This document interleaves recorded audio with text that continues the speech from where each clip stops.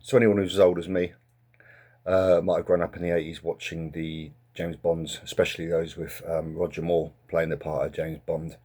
And it was common in these movies to have Bond, as they called it, judo chopping. It was always judo chopping the baddie or the guard or the sentry or whatever on the back of the neck, who would immediately collapse, obligingly collapse, unconscious and or maybe dead.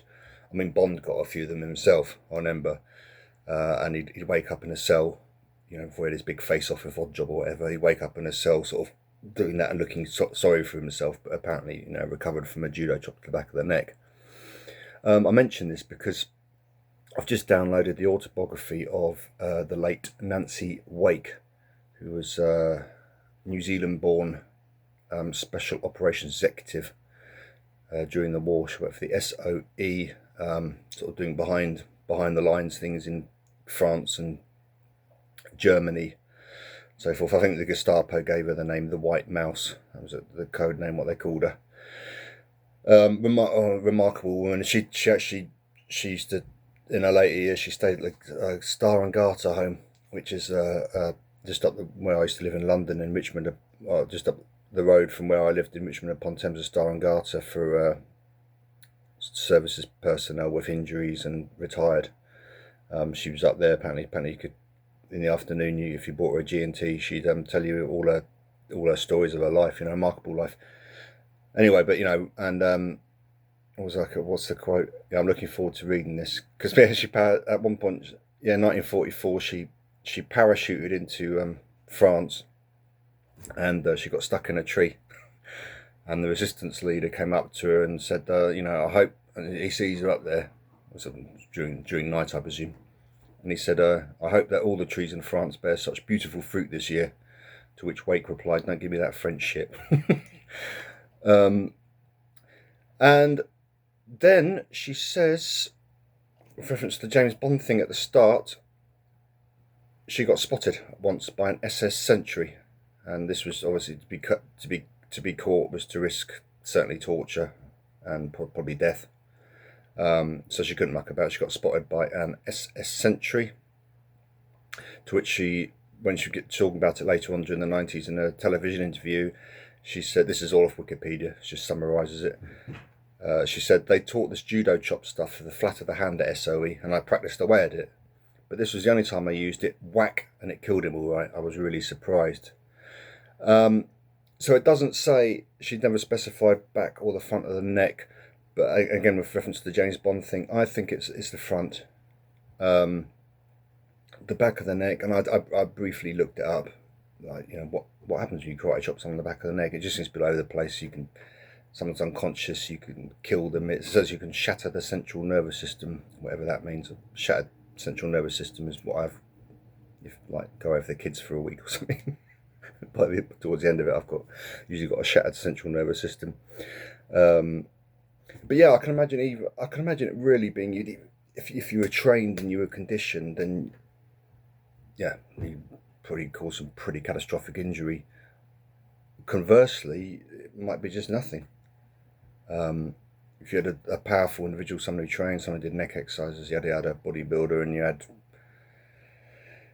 even, it's not an even thing to say in these days of, you have to be careful what you say in equality and stuff, but facts being fact, a smaller woman like, say, Wake, somebody who wasn't especially built or powerful or whatever, and they did a chop on the back of the neck, might just be like swatting a fly. It wouldn't do anything. However, go to the front, and that's a whole different matter. That is your how to take out someone bigger, more powerful, etc. If you get the chance, and you've actually got the proper motive to karate chop someone there, which would let's say judo chop. Yeah, I wonder what. Yeah, my old judo teacher did actually show me some kata from like higher up, like I think it's 4th or 5th dan stuff, and they do actually have some strikes in judo. Anyway, but yeah, they, as I say, judo chop stuff, but really karate or taekwondo, whatever, anything that uses a strike. Got the track here that even just to press it, you're in trouble, and you've got the old jiu-jitsu thing of interlocking your fingers, and if you've got someone you pushed it in like that and all that. But to chop it, the only thing is, I think it's a few times I've seen it in films also, that the front side people sort of go and fall on the floor. I don't think it'd be that quick. I think it's one of those, and again, this is strictly theoretical on my behalf, but I can imagine someone staggers about, makes lots of croaking noises, probably coughs up blood, so it wouldn't be so quiet. It's along with lines to me with, there was a guy, Andy McNabb, it's a pseudonym, he served in the SAS and he served in the first Gulf War, and they went behind Iraq lines. It's called WW2, you may know this, and they got catched and some died and he got tortured. But I think it's in WW2, he says the old thing of, again in films, they come up behind the sentry and they cut the throat with a knife and that's it, it's over. Apparently that's rubbish, you know. Yeah, the knife has to go right behind the trachea and you almost have to saw through it, and it's very sort of bloody and croaky and makes a lot of noise. But anyway, it would work, I think, far more than at the back of the neck. And with reference to her training, she says they taught this judo chop stuff with the flat of the hand at SOE.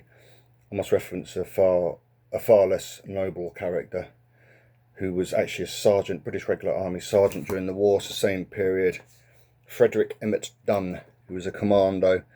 Anyway, shortly after the war, well, a few years after the war, he was mucking about with this fellow sergeant's wife in Germany, German wife, and they were getting it on. They decided to do away with the husband, as the fellow sergeant, and Emmet-Dunne actually, it said, using a chop that they taught to the commandos, the same chop into the trachea, killed the guy, and then they dressed up to look like a hanging to make it look like the guy committed suicide. And for a while it worked.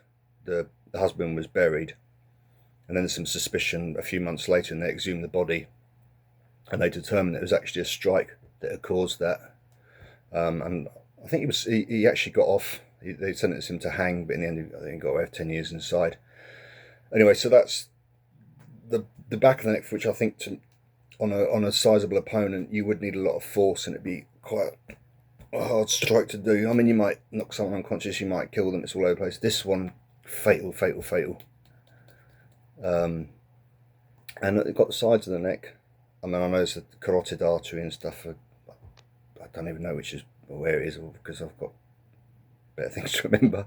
But I know I have had a strike on the side of the neck, and apparently that it flips the brain when it does, etc. I know I had a strike on the side of the neck, and for 15-20 seconds I sort of fell to the floor. I didn't go unconscious, but I didn't know really what was going on and stuff. So very effective, and it wasn't that hard a strike. It was almost like someone just mucking about. About the arteries and nerves and stuff. I mean, they always go on. There's always this thing about secret. It starts moving into the Bushido world, nerve clusters and sensitive points and all this sort of thing. I mean, if you poke or strike or anywhere really, if you just people go about nerve pressure point stuff, and if you stick your nerve in anywhere on the body and push it down, it hurts. But certainly the neck has got a lot of nerve and arteries and this trachea and stuff, which would make 4 potentially fatal strikes. Even, as I say, even someone like Nancy Wake facing off, let's say against a bigger man. She was quite a looker. She was quite svelte, I think would be the word. So she was going to know, or she was taught the stuff that would take out a bigger, more physically powerful opponent, and certainly that strike there. That was the white mouse there. And then backing it up, as they didn't specify, it was front or back of the neck. Emmet-Dunne, Frederick Emmet-Dunne, the sergeant who judo chopped his wife's lover with a similar strike, but that was the one that was taught to the commando. So it seemed like it was the quick, nasty, put them down quick stuff was, to the trachea there. Well, I think that is. So I went around a bit. How's that one? I don't know if I've got a definite point on that, but I just wanted to talk about judo chops.